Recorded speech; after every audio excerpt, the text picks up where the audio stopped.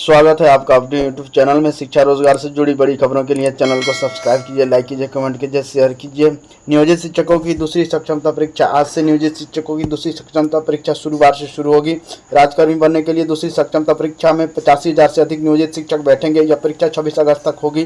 परीक्षा निर्धारित परीक्षा केंद्रों पर सीबीटी के माध्यम से होगी। दूसरी सक्षमता परीक्षा पहले गत 26 जून से 28 जून तक 2 पालियों में होने वाली थी, लेकिन 28 जून को बिहार लोक सेवा आयोग की प्रधानाध्यापक नियुक्ति परीक्षा मद्देनजर यह स्थगित कर दी गई। पहली सक्षमता परीक्षा की तरह दूसरी सक्षमता परीक्षा भी सीबीटी के माध्यम से होगी। इसमें पहली से 5वीं, 6ठी, 7वीं, 9वीं से 10वीं, 11वीं से 12वीं के नियोजित शिक्षक शामिल होने वाले हैं। परीक्षा में 150 वस्तुनिष्ठ प्रश्न पूछे जाते हैं। परीक्षा 2.5 घंटे की होती है। पहली सक्षमता परीक्षा की तरह दूसरी सक्षमता परीक्षा में भी नेगेटिव मार्किंग नहीं होनी है।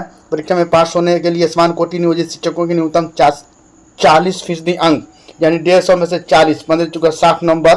पिछड़ा वर्ग कोटि नियोजित शिक्षकों के लिए न्यूनतम 36.5% अंक। अत्यंत पिछड़ा वर्ग नियोजित शिक्षकों के लिए न्यूनतम 34% अंक। अनुसूचित जाति, अनुसूचित जनजाति, दिव्यांग कोटि एवं महिला कोटि नियोजित शिक्षकों के लिए न्यूनतम 32% अंक लाने की अनिवार्यता है। पहली से 5वीं कक्षा के शिक्षकों से 30 अंकों की भाषा, 40 अंकों के समान अध्ययन, 80 अंकों के समान विषय सवाल पूछे जाएंगे। 6ठी से 8वीं से लेकर +2 तक 30 अंकों की भाषा, 40 अंकों के समान अध्ययन, 80 अंकों से संबंधित विषय सवाल पूछे जाते हैं। कंप्यूटर शिक्षा भर्ती मामले में कोर्ट ने जवाब मांगा। राज्य सरकार के 4 सप्ताह के अंदर हलफनामा दायर करने का आदेश।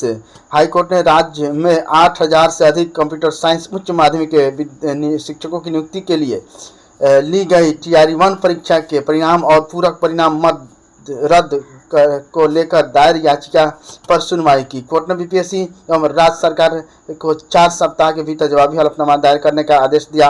न्यायाधीश अंजलि कुमार शरण की एकल पीठ ने विजय शंकर तिवारी की रिट याचिका पर यह आदेश दिया। याचिकाकर्ता के अधिवक्ता विकास कुमार पंकज ने कोर्ट में बताया कि TRE-1 परीक्षा का विज्ञापन 30 मई 2023 को जारी किया गया था। विज्ञापन के अंतिम प्रकाशन के बाद योग्यता प्राप्त करने वाले 900 से अधिक अभ्यर्थियों का चयन किया गया। परिणाम में बड़े पैमाने पर गड़बड़ी है, क्योंकि किसी भी तरह से बड़ी संख्या में EWS से सफल उम्मीदवारों को की मेरिट सीरियल अनारक्षित सफल उम्मीदवारों को मेरिट सीरियल से कम। राज्य में 7,000 डाकिया घर घर जाकर बनाएंगे बच्चों का आधार। घर बैठे मोबाइल नंबर और पता भी होगा अपडेट। डाकिया से मोबाइल नंबर और घर का पता भी घर बैठे ही लोग अपडेट करा सकेंगे। इसकी सुविधा अब डाक विभाग देगा। इस काम के लिए अब डाक विभाग जाने की ज़रूरत नहीं होगी। हर बच्चे का आधार कार्ड बने, इसके लिए 7,000 डाकियों को लगातार लगाया जाएगा। सभी डाकियों को पहले प्रशिक्षण दिया जाएगा। उसके बाद उन डाकियों को आधार कार्ड बनवाने के लिए घर घर भेजा जाएगा। 10 लाख बच्चों का आधार बनवाने का लक्ष्य है।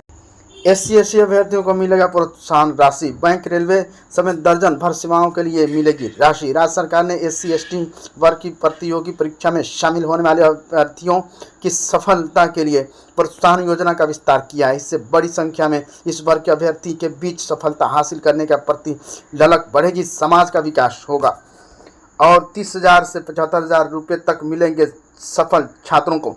बिहार में अनुसूचित जाति एवं अनुसूचित जनजाति SC/ST वर्ग के छात्र को बैंक, रेलवे समेत दर्जन भर सेवाओं की प्रतियोगिता परीक्षा में सफल होने पर प्रोत्साहन राशि मिलेगी। SC/ST कल्याण विभाग ने मुख्यमंत्री अनुसूचित जाति एवं अनुसूचित जनजाति सिविल सेवा प्रोत्साहन योजना के अंतर्गत इस संबंध में नया प्रावधान लागू किया है। पूर्व में SC/ST वर्ग के छात्रों को सिर्फ संघ लोक सेवा आयोग UPSC की सिविल सेवा प्रारंभिक परीक्षा में बिहार लोक सेवा आयोग BPSC की संयुक्त प्रवेश परीक्षा प्रारंभिक परीक्षा के तहत प्रोत्साहन राशि मिलती।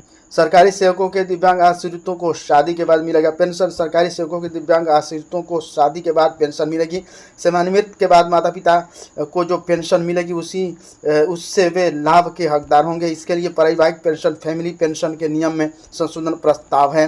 यह प्रस्तावित विभाग ने तैयार किया है, जिसे यथाशीघ्र मंत्रिमंडल के समक्ष प्रस्तुत की जाएगी। यदि माता पिता दोनों को पेंशन भोगी हो तो दिव्यांग आश्रित दोनों को की पेंशन के हकदार होंगे। अभी शादी के पहले तक ही दिव्यांग पारिवारिक पेंशन के पात्र होते हैं। शादी हो जाने के बाद उन्हें पारिवारिक पेंशन का लाभ नहीं मिलता है। अब दिव्यांगों को हित के हित में सरकारी और महत्वपूर्ण निर्णय लेने वाले उद्देश्य यह है कि पेंशन की व्यवस्था रहने पर दिव्यांगों की शादी की संभावना अधिक होगी। Thank you friends. शिक्षा रोजगार से जुड़ी बड़ी खबरों के लिए चैनल को सब्सक्राइब कीजिए, लाइक कीजिए, कमेंट कीजिए, शेयर कीजिए।